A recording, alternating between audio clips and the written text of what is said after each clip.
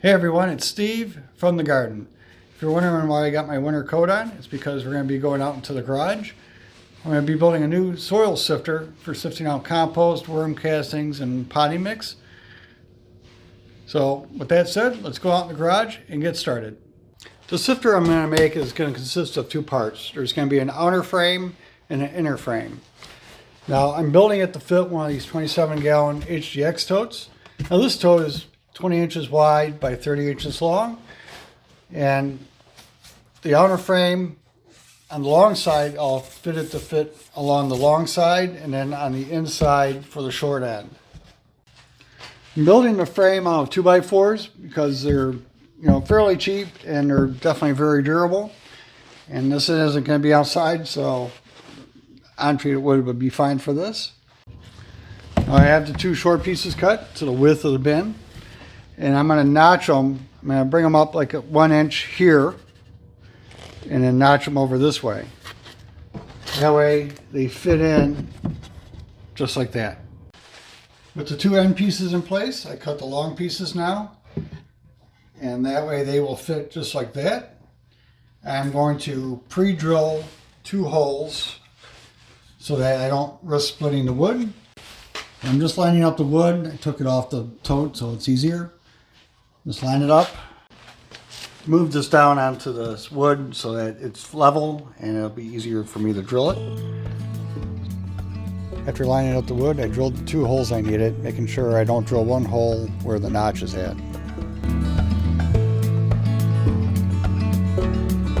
The hole's pre-drilled. I'm going to drive some 3-inch decking screws in through. That'll provide plenty of holding power for the frame.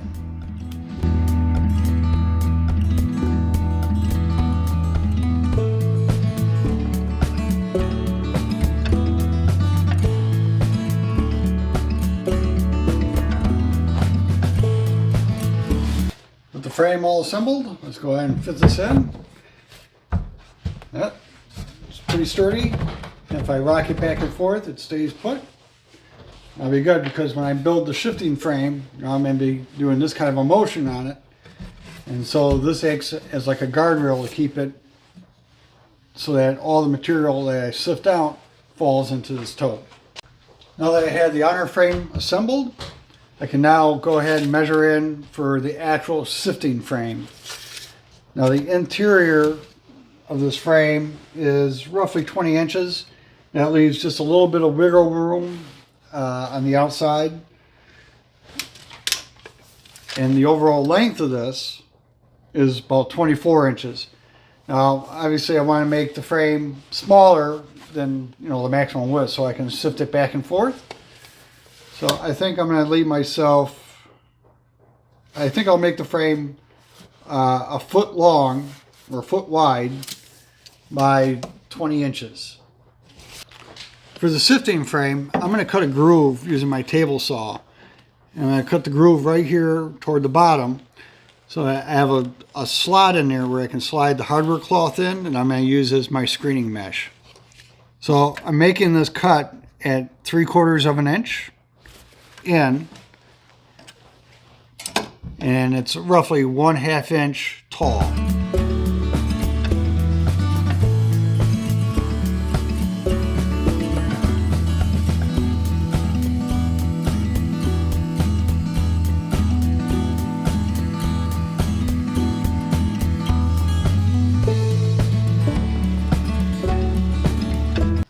I'm ready to assemble 3 sides of the sifting frame, and so I got it again on the piece of wood here so that I can line up, make sure that this groove lines up with this side and on this side. And just like I did with the outer frame, I'm going to go ahead and pre-drill the holes, just 2.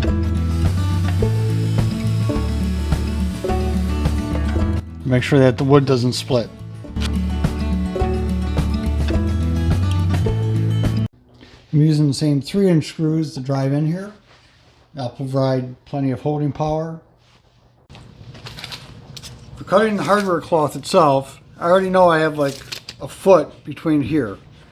And I have a 1/2 inch on each end from where I cut my slot.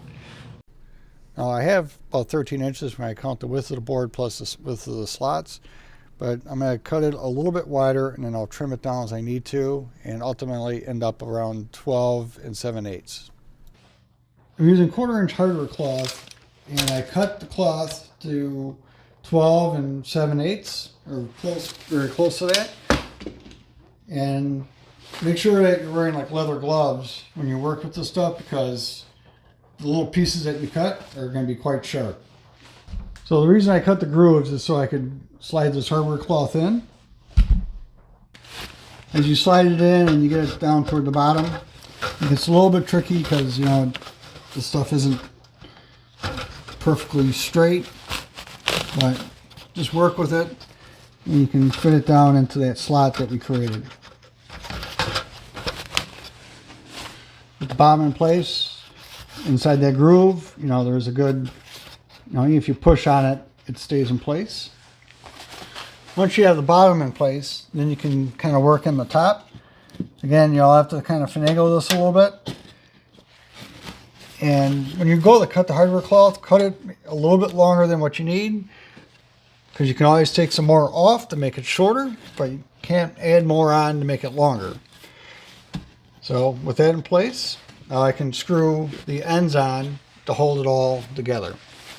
To help ensure that this hardware screen stays in place and within the grooves, I'm going to pre-drill some holes and then use these 1 1/4 inch screws that are countersinking so that they go flush with the wood. And I'll pre-drill holes for that too. I want to make sure that I get it close to the edge so that it goes down through the hole and holds everything in place. I also want to make sure I'm paying attention to where the hole is in the screen so that I get down through there.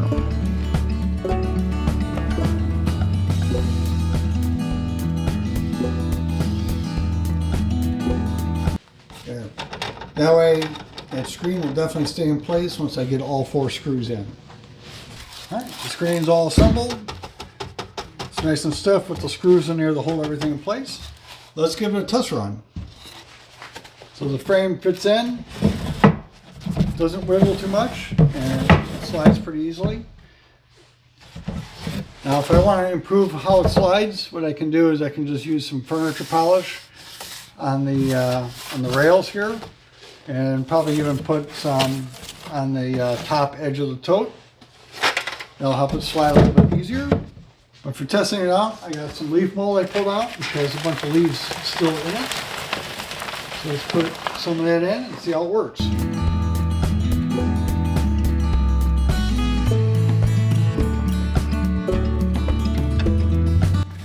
There we go. All the leaves that are not broken down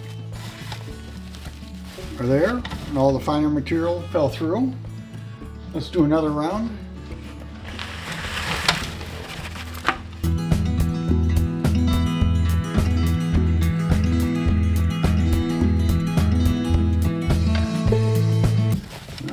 I made pretty short work of that. On the bottom here is this material I sifted out. Now when I make my second screen, I'm going to use a smaller mesh so I can get it even finer than the 1/4 inch. But even still, this worked out pretty well. I'm going to do one more round and I'm going to use some potting mix. I have some potting mix to sift out. Now this material contains a lot of peat moss in it, and it also has like some chunky stuff in it, and that's what I want to get rid of. I'll break up a few of the larger chunks just by hand here. Okay, that should be good.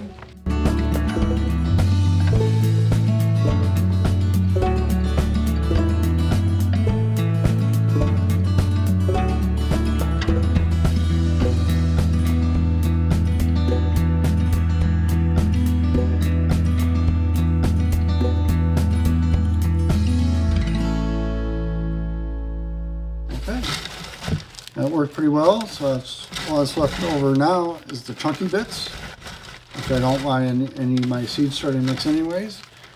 Now this stuff I can go ahead and put in my worm bin, or I can just throw it into the compost pile.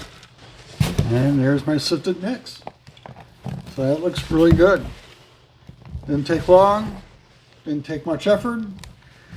So I think I will go ahead and do some furniture polish on the rails and on the bottom of the frame. But I am pretty happy with how that's working. I hope you enjoyed coming along my little construction project today. And if you have any questions, go ahead and leave a comment down below and I'll do my best to help you out. If you found this helpful to you, give me a big thumbs up. It'd be much appreciated, and we'll see you on the next one.